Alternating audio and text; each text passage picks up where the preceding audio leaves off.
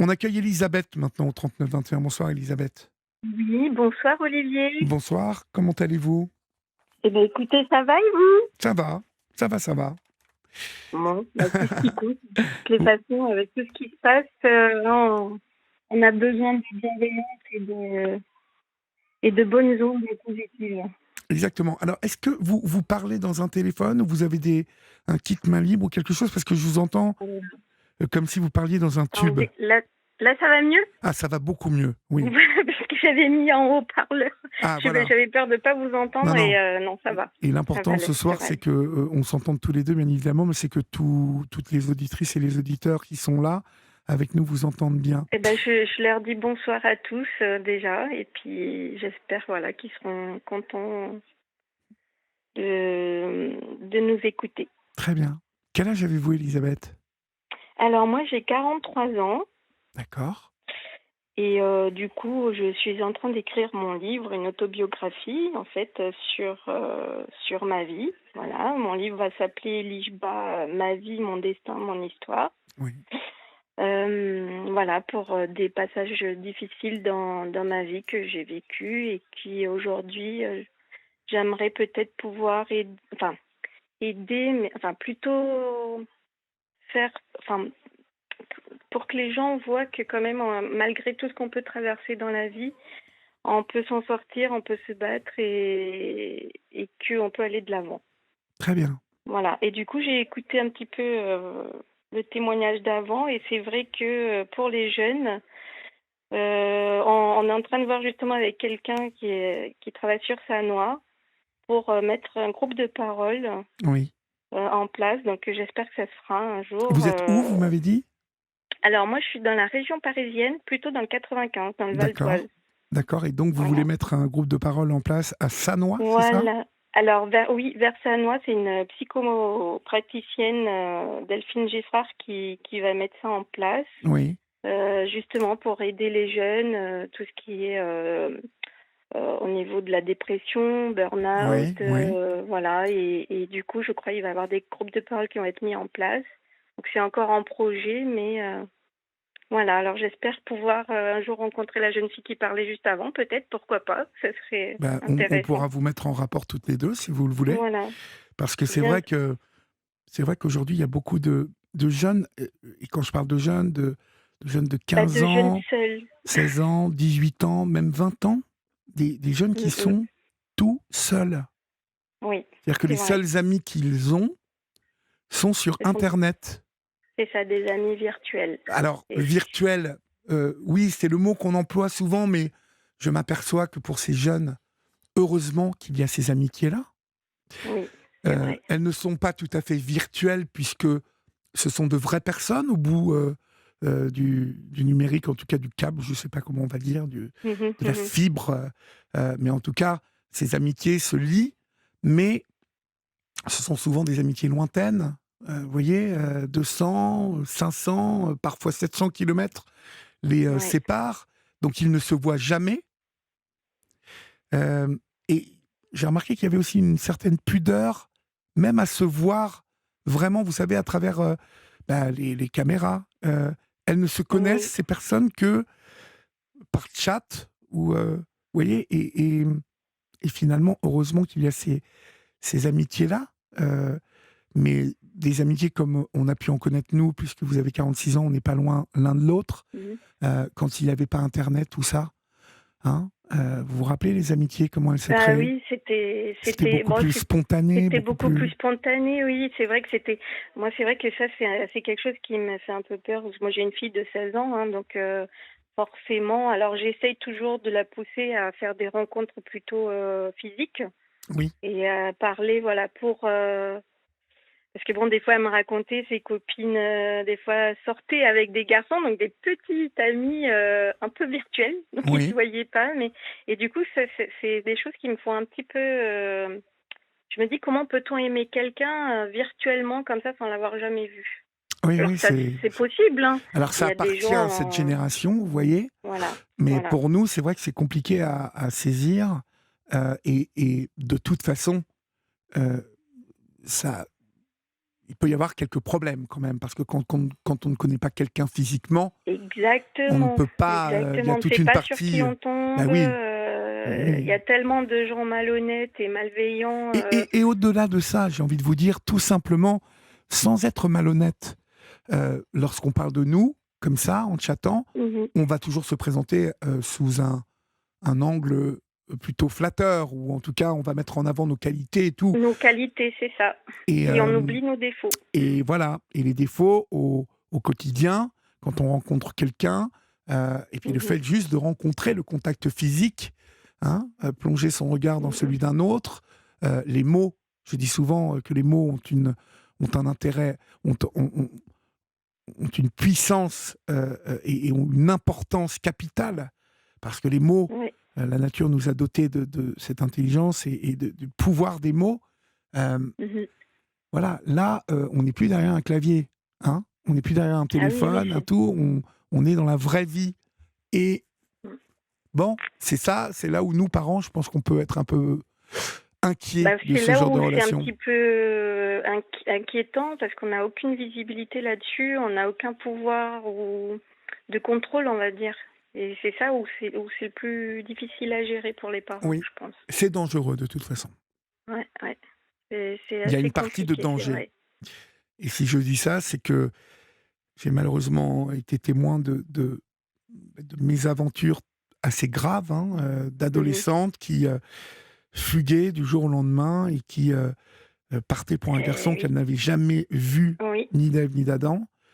Mmh. Et le pire J'ai déjà que... eu aussi autour de nous, ouais, Ouais, et oui, qui après se retrouvent embêtés et j'ai même une personne qui, elle s'est retrouvée, sans rien du tout. Elle pouvait même plus rentrer chez elle, elle avait oui, même plus voilà. d'argent pour rentrer Et le parce pire que que, le pire voilà. que j'ai connu, moi, c'est une jeune fille qui est maintenant dans un réseau de prostitution. Vous voyez, Ah oui, ça c'est oui, c'est encore, plus terrible. au-delà, ouais. Ouais. C'est vraiment des choses, voilà, qui moi me font peur parce que on a tellement pas du tout de contrôle là-dessus et tellement, il y a tellement de choses qui peuvent arriver tellement vite au final que ça fait peur. C'est pour cela que je dis souvent aux parents, aux grands-parents qui écoutent cette émission, euh, parlez avec vos enfants, Ah oui, c'est questionnez-les, parce important. qu'ils peuvent, vous savez, souvent quand ils sont dans leur chambre et tout, alors c'est vrai que parfois on se dit, bon allez, on est peinards, là enfin, là, ils sont dans leur chambre, ils font leur truc et tout, Ouais. mais il faut quand même, sans les surveiller, vous voyez, les épier, hein, parce que Oui, moi, il y a pas besoin d'être non il faut marcher à la confiance. En fait, moi, exactement, c'est ce que je prône avec mon mari, c'est on exactement, fonctionne à la confiance. Après, voilà, mais toujours avoir un moyen de discussion et de libérer la parole, hein, de toutes les façons, parce que il c'est faut important échanger, d'écouter son enfant oui, et échanger pour qu'il puisse se confier aussi et avoir confiance en nous, pour nous dire les choses, pour qu'on enfin, c'est normal. Enfin, moi, je trouve avec ma fille, on échange énormément. Elle me raconte beaucoup de choses et je trouve ça extraordinaire parce que je vois, beaucoup de mamans qui sont un peu désemparées, qui ont le contact complètement rompu avec leurs enfants mhm. et au final, se retrouvent complètement démunies et c'est compliqué de revenir à une communication fluide avec son enfant, quand tout est rompu. C'est très difficile et je vois beaucoup de parents et même les enfants, hein, qui se retrouvent un petit peu, déboussolés aussi puisqu'ils n'ont plus de guide, on va dire, de parents. Mhm. Enfin, de modèle. Nous, à l'époque, bon, on avait un modèle de parents qui n'était peut-être pas forcément le meilleur parce que bon, et voilà. Mais c'était quand même différent. Il y avait cette présence, voilà. Il fallait dire où on allait, à quelle heure on rentrait.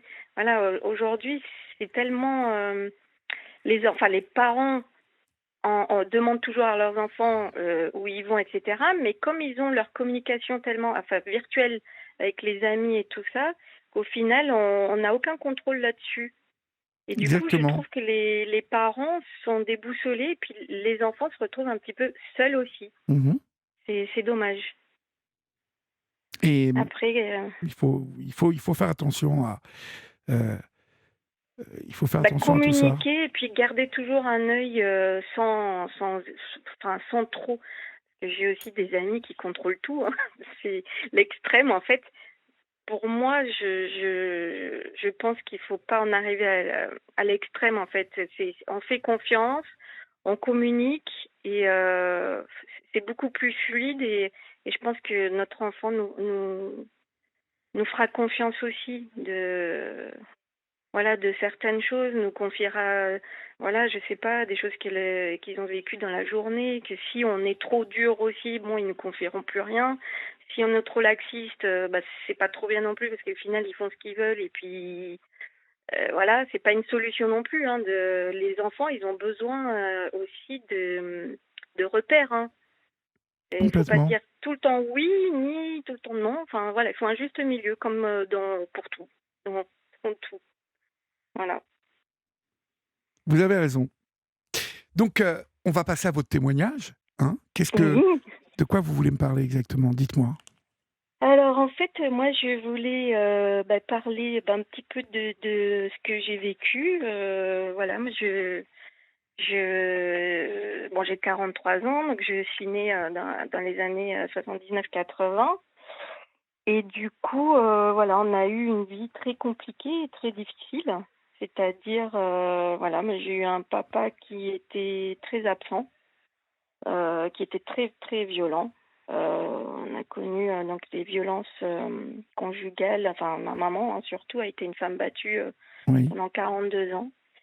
Elle a 65 ans, enfin, elle a 66 ans aujourd'hui et ça fait quoi? 3 ans qu'elle a enfin pu partir, du domicile et porter plainte et qu'il soit emprisonné. Mais avant tout ça, bon, il lui a quand même, mené une vie très difficile, il lui a cassé la mâchoire, donc devant nous, on était petits, hein. Oh là là. On Ouais. doit avoir, quand même pas 5 ans, donc voir ça, son père faire tout ça et tout ça, donc du coup, on n'avait pas le droit de trop parler, de trop pleurer, voilà, c'était l'interdit. Mon père, il avait le droit de tout, nous, on avait le droit de rien, hein, ça, c'était comme ça. Oui. Et du coup, on est partis, plusieurs fois en foyer grâce à une association qui existe encore aujourd'hui, qui s'appelle la PAFED sur, la région de Bordeaux. En Oui. fait, je suis originaire du sud-ouest. Oui. Et je suis actuellement sur Paris, mais voilà, ça fait depuis 99 que je suis sur Paris. Donc ça fait un peu plus de 20 ans et quelques années. D'accord. Voilà. Et en fait, voilà, on est parti en foyer plusieurs fois. On a dû changer d'école, on a dû changer d'amis. Donc, bon, quelque part, grâce à cela, aujourd'hui, tout changement m'aide. Je déteste être sédentaire, je déteste être, enfin, faire toujours les mêmes choses. Avoir trop d'habitude, je n'aime pas ça. C'est voilà, c'est quelque chose qui m'a quand même aidée au final dans Oui. ma vie pour plus tard. Euh, donc on a vécu des choses assez difficiles. Mon père, malgré tout, voilà, il sortait énormément. Il avait plusieurs femmes aussi, hein, et tout ça. Et ma mère restait là, voilà. Elle revenait toujours parce qu'elle avait peur de nous élever. Enfin, elle a fait comme elle a pu à l'époque. Elle revenait toujours avec lui, quoi. Il a essayé de se soigner plusieurs fois, mais ça n'a jamais abouti. Il buvait beaucoup et du coup, à chaque fois, c'était compliqué. Mais malgré tout, j'ai quand même été une enfant où, comme j'étais l'aînée, Oui. du coup, je m'occupais énormément de ma maman quand elle était malade ou quand elle était couchée, enfin, qui la battait de trop. C'était moi qui faisais à manger, donc depuis l'âge de mes 10 ans, je sais cuisiner, enfin je sais faire plein de choses, hein, voilà, donc j'ai dû grandir beaucoup plus vite que mon âge, Oui. au final. Heu, il y a même une fois où, bon, mon père, il était tellement alcoolisé il avait un revolver et il nous a pointé, on avait quoi, 10-12 ans? Donc ce sont des traumatismes qui restent, gravés à vie. J'ai vécu aussi, enfin, malheureusement dans la famille, on a eu quand même j'ai eu des cousins et cousines qui ont profité de la situation à l'époque et j'ai connu aussi l'inceste et le viol et des attouchements. Voilà. Et ça, c'est des choses qui vous restent à vivre, c'est des choses qu'on a honte, c'est des choses que on refoule et on se sent coupable. C'est horrible la sensation de culpabilité que l'on peut avoir, alors que c'est pas notre faute. On est, enfin, ça reste des enfants, quoi. Et moi, pour moi, la personne qui fait mal à du mal à un enfant, enfin, c'est pas, enfin, c'est facile de faire du mal à un enfant, hein, et moi, c'est tous ces injustices-là aujourd'hui, ça me brise le cœur. Enfin, je supporte pas. Donc voilà, c'est des choses qui me mettent hors de moi, on va dire. Tout ce qui touche aux enfants, tout ce qui touche aux plus faibles, hein, moi, ça me, Je comprends. voilà. Voilà. Et du coup, c'est vrai qu'après, bon, j'ai quand même grandi, hein. J'étais quand même une enfant très dégourdie, voilà. Puis personne n'a jamais vraiment été au courant de ma situation, parce que j'en ai jamais vraiment parlé à personne. Même à l'école et tout ça, on n'en parlait pas, hein. On gardait ça pour nous, on disait rien. J'étais toujours souriante, voilà, j'étais toujours la bonne copine qui, voilà, qui rigolait, qui on passait des bons moments et j'étais celle qui, comment dire, j'essayais toujours de booster tout le monde en fait. Et c'était c'était mon truc, même mes copines des fois, enfin c'était comme ça. J'étais, on va dire le Je sais pas, à l'époque, je me rappelle encore, on avait créé un groupe, on était en foyer sur Arcachon Oui. et on avait créé un groupe je sais pas, vous savez, comme à l'époque, les tulipes noires, je sais pas si vous vous rappelez du dessin animé, il y avait un dessin animé Pas avec... vraiment, non, pas vraiment. Non, voilà, et du coup, bah, moi j'étais en fait la chef de gang, on va dire. Et du coup, bon, on s'amusait comme ça entre enfants et en fait, c'était moi qui décidais un petit peu de comment ça devait se passer, quoi. C'était, on va dire, j'aimais bien, enfin, prendre quand même les décisions et dire les choses, donner mon opinion et tout ça. Et je pense que ça m'a toujours aidée dans ma vie. Puisque malgré tout, après, quand j'ai grandi, hein, je suis partie très jeune de chez mes parents, hein, pour pouvoir étudier. Oui. J'allais énormément à la bibliothèque pour pouvoir m'aider, hein, parce qu'à l'école, comme j'avais pas d'aide du tout, bah, je trouvais toujours quelqu'un pour m'aider, pour avoir des notes. Bon, j'étais pas très bonne, mais j'étais toujours au-dessus de, on va dire, 11-12. Oui. Voilà. Donc, et les études aussi m'ont énormément aidée dans ma vie au quotidien. Et du coup, j'allais beaucoup à la bibliothèque, je me faisais aider par le maximum de personnes possibles. Et comment dire, voilà, j'avais cette envie de m'en sortir et d'avancer en fait. Et je faisais toujours des trucs, des concours. On faisait des concours pour la LICRA ou la Ligue internationale contre le racisme et l'antisémitisme. Bon, j'avais gagné le 3e prix, j'avais fait des concours de dessin. J'aimais bien en fait tout ce qui était un peu qui changeait de l'ordinaire en Oui. fait. Oui. Et en fait après, malgré tout, voilà, je suis partie sur Saint-Jean-de-Luz faire mes études. Donc j'ai fait tout ce qui était artisanat métier d'art. Voilà, j'aimais beaucoup ça. Je voulais être styliste modéliste Oui. à l'époque. Et en fait, après, finalement, ma vie n'a pas été du tout faite comme ça, puisque bah, j'ai rencontré mon mari, j'avais 18 ans. Mhm. Et du coup, bah, je suis partie sur Paris, parce que lui, il était parisien. Et je suis partie sur Paris, mais j'ai quand même continué mes études. Je voulais pas lâcher mes études, donc j'ai passé un bac professionnel. J'ai passé après un BTS, alors qui n'avait rien à voir, parce qu'après je suis partie dans tout ce qui était commercial, donc l'action commerciale.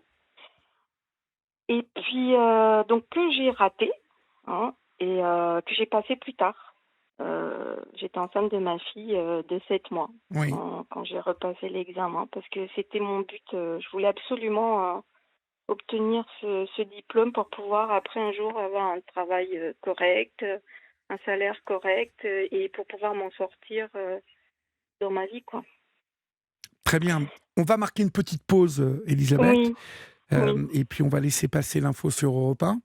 Comme ça, on d'accord, pourra conclure tranquillement juste après. Et d'accord. vous connaissez Raphaël Desvolvé? Un petit peu. Un petit peu. Et il gagne Oui, à être connu, je vous le dis. voilà.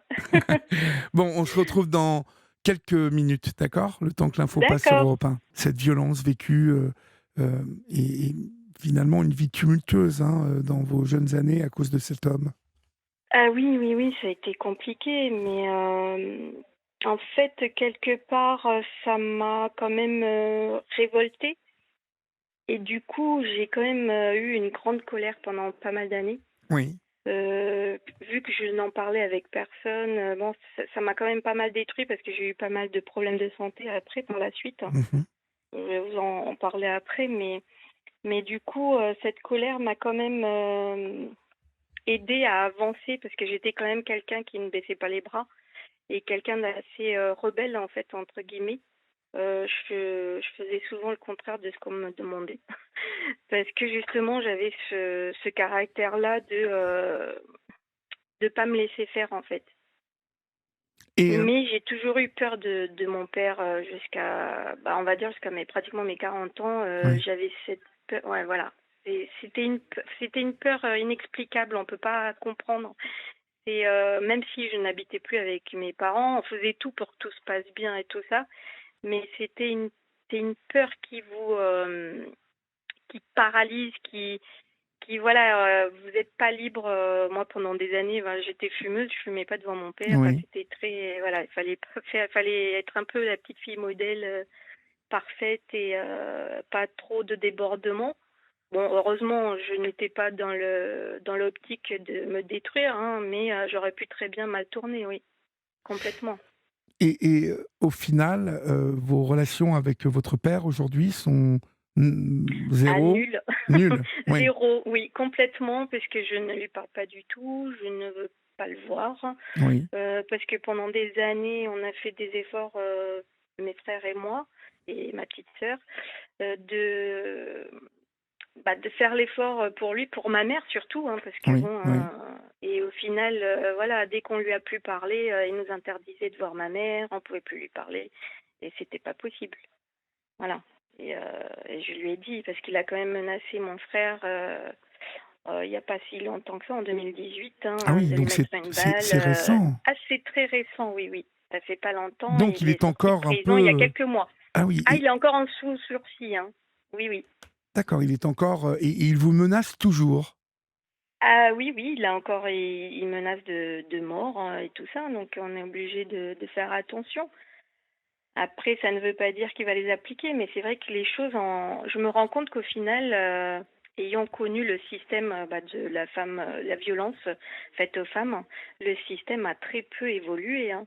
Les femmes, elles sont très très mal protégées, les enfants aussi, et c'est vraiment une catastrophe. Moi, ma mère, je sais qu'elle est revenue avec mon père la deuxième fois de foyer.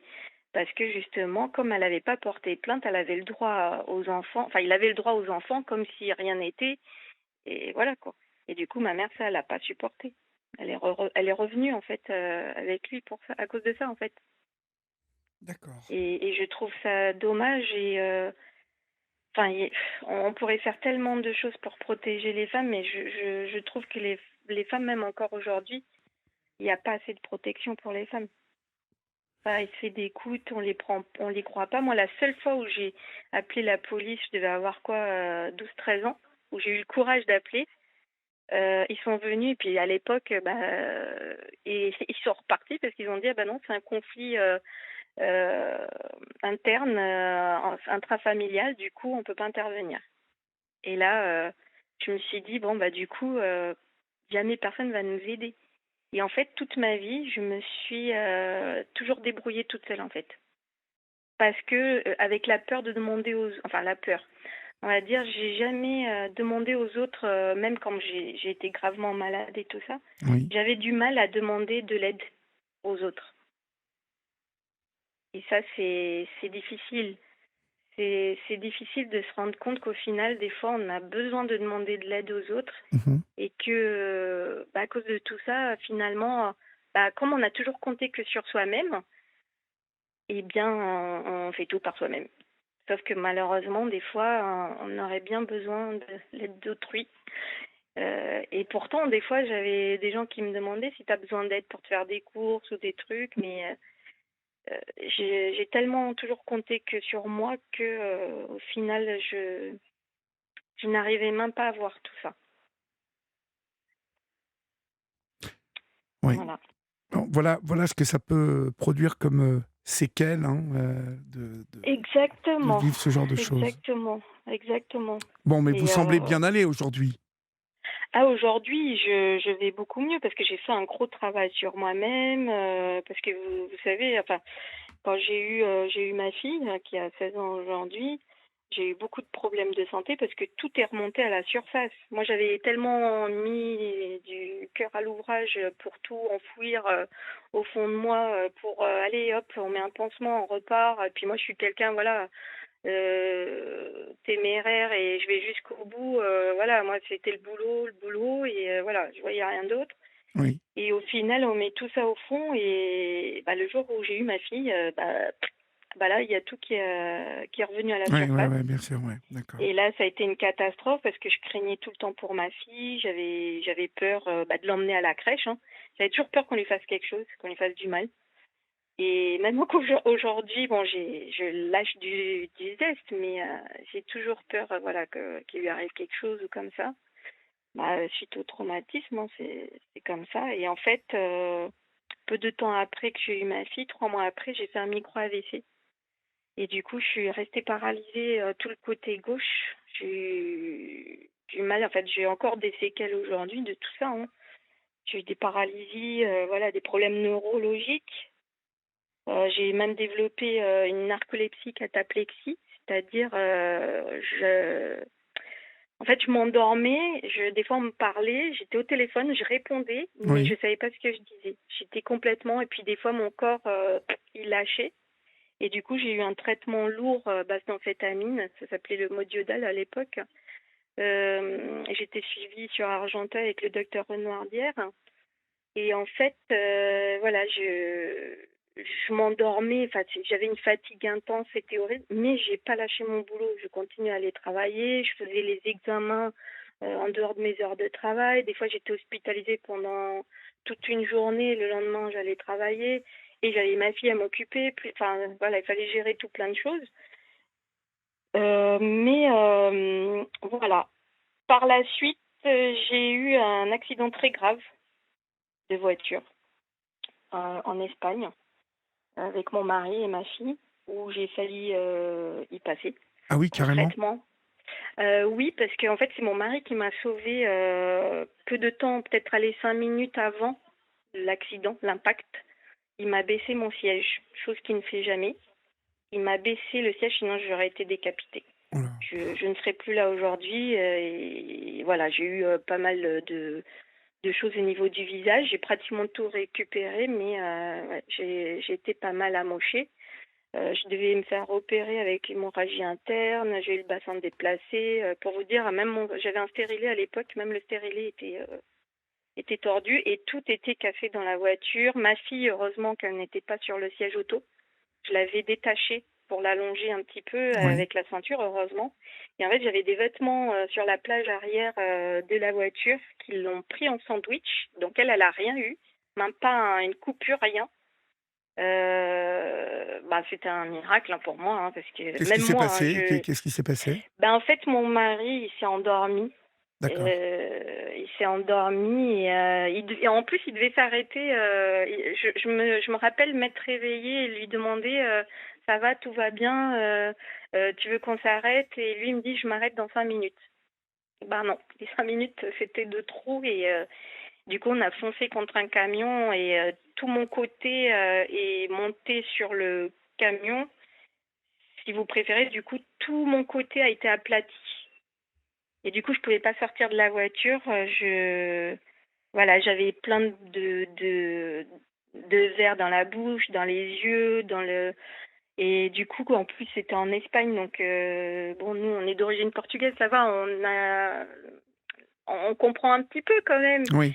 mais ça a été compliqué quand même. Et je me rappelle juste, parce que moi j'ai perdu connaissance et tout ça, je me rappelle juste avoir demandé où était ma fille. Et c'est tout. Et après, je me suis réveillée à l'hôpital. J'ai dû être hospitalisée plus de 15 jours. Mais ça a été comme un miracle parce que je devais me faire opérer pour une hémorragie interne en 2 jours. En fait, comme ma fille a dû être transférée en France parce qu'il n'y avait pas de lit, il n'y avait rien pour qu'elle puisse dormir et qu'elle n'avait que 4 ans. Du coup, j'ai de la famille qui sont venus jusqu'en Espagne me récupérer la petite. La petite a fait le trajet jusqu'à Bordeaux, de Bordeaux, Paris. Paris, elle a fait la rentrée scolaire avec une amie à moi parce que je voulais pas qu'elle rate. C'était la rentrée du CP. Et en fait, elle a développé des séquelles par la suite parce qu'elle est dyslexique, dysorthographique, dyspraxique. Et je pense que c'est suite à ce traumatisme-là qu'elle a eu tout ça. Bon, en tout Et en cas, fait, le fait d'être séparée de ma fille, ça m'a fait reprendre du poids de la bête. Et oui. voilà, j'en suis sortie, voilà, pas indemne parce que j'ai eu une canne pendant pas mal de temps, hein, pendant des années. Je pouvais plus marcher, voilà, je faisais même pas 500 mètres. Hein. Je boitais beaucoup, j'ai vu pas mal de chiropracteurs, ostéopathes qui m'ont beaucoup aidée, enfin plein de choses. Et puis tout un travail, hein, ça a été long, hein. C'était en 2011, hein, mon Mhm. accident, du coup, fait quelques temps. Bon, en tout cas, Et vous allez du écrire coup, tout voilà. ça dans votre livre. Ne Voilà, manquez pas de venir nous en parler hein, quand il sera écrit et quand oui. il sortira.